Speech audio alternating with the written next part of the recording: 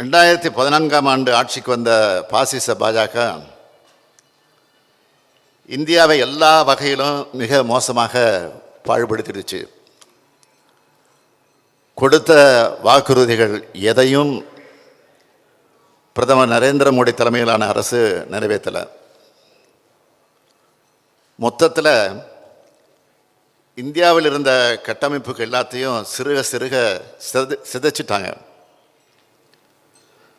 தன்னுடைய கையில் கிடைச்ச அதிகாரத்தை பாஜக அரசு வீணடித்து விட்டது என்பதுதான் உண்மை. இனியும் மோடி ஆட்சி தொடர்வது நாட்டுக்கு நல்லதல்ல.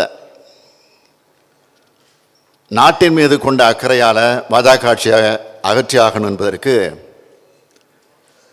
இந்தியா கூட்டணியை இந்தியா முழுமைக்கும் அமைச்சிருக்கும். நடைபெற இருக்கும் நாடாளுமன்ற தேர்தல் மூலமாக ஒன்றியத்தில் அமைய இருக்கக்கூடிய புதிய ஆட்சியானது இந்தியாவுடைய கூட்டணி ஆட்சி தன்மையாக மதிக்கிற ஆட்சியாக அமையணும். மாநிலங்களை அரவணைச்சு செயல்படுகிற ஆட்சியாக அமையும்.